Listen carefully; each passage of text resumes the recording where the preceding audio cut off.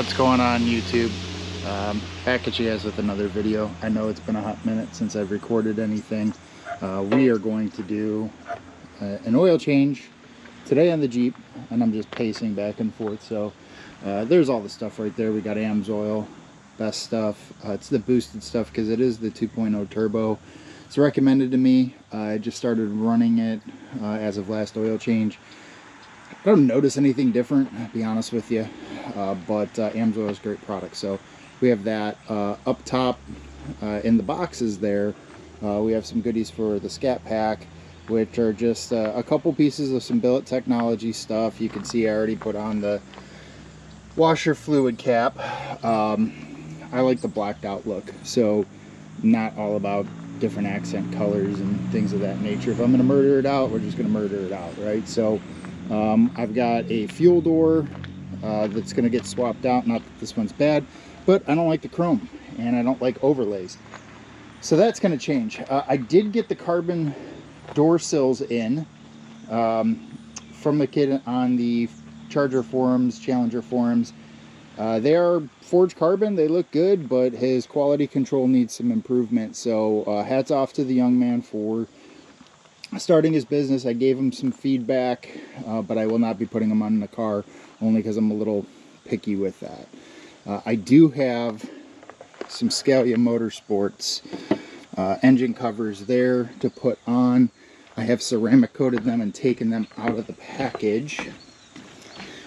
We'll get through here. Here's some of that stuff, some ZL1 add-ons, but look at those things.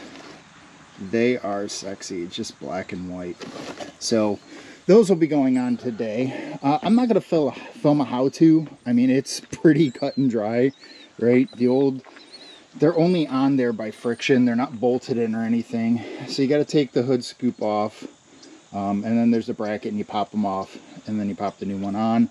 On this side, if you haven't seen them from Scalia, and I got to figure out why. If anybody knows why this turns yellow, I can't get it back to black, so I'm probably going to have to order another one because it's driving me freaking nuts.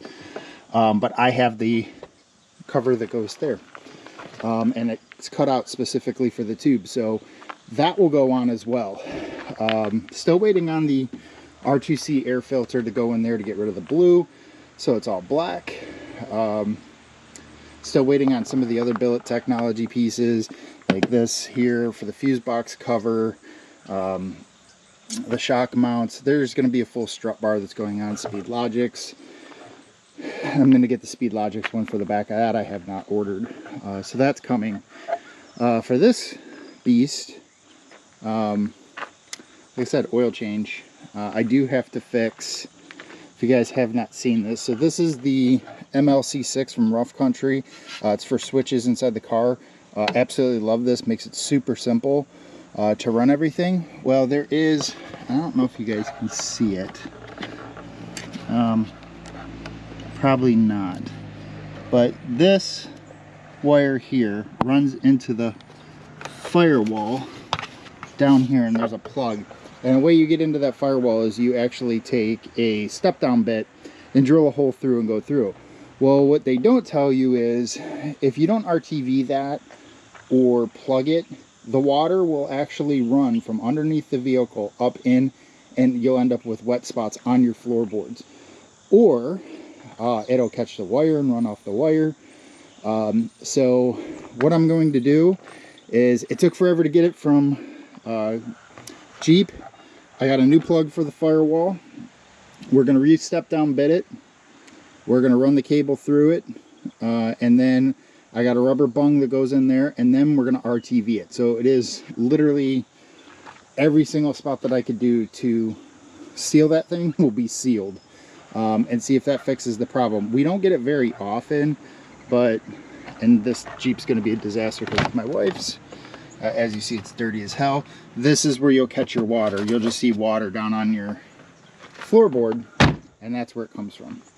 It is early in the morning, so there's a lot to do. I live really close to the river, so we got to deal with that. So I'm not going to, like I said, film a,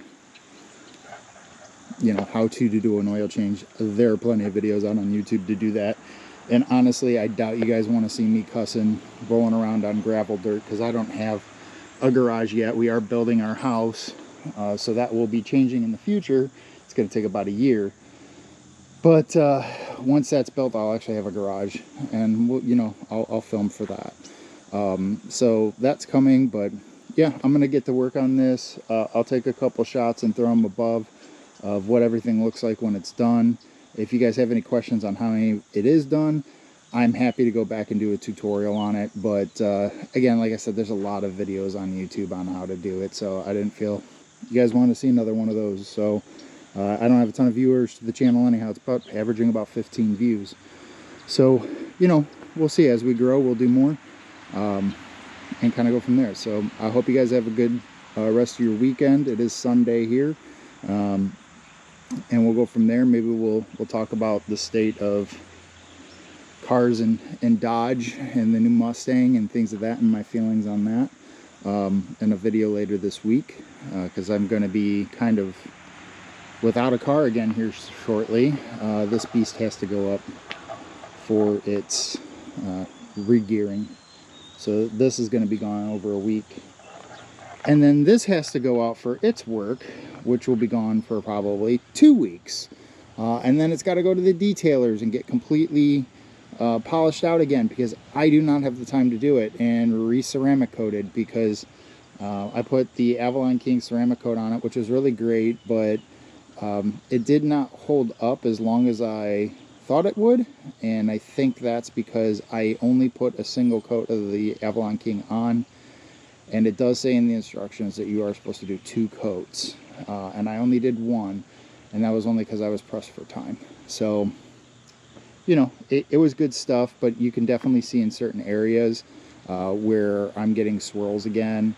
And not that ceramic coat stops swirls, but it helps be more resistant. And I thought it would be a little bit better at this point. And then I also had the door where it was fixed on the other side, which is unprotected, so I want to get that protected. Plus, they did a really crappy job at Historic Auto of, after they repainted it, polishing it. This here, you can't see it right now, but it is just all swirled, like they did not compound properly in there. As someone who used to do detailing, I was just appalled by the quality of work they did. So that's coming. I've only been kind of quickly washing this lately just to keep the dirt off and any contaminants, knowing that I'm getting it full detailed. I'm not going to spend a ton of time you know, going through it. So as you see, there's dirt around it. I'll go and spray it off. All touchless, won't use anything else, but it's kind of what's going on, guys. So we'll come back at you soon, and hope you have a good weekend. Thanks.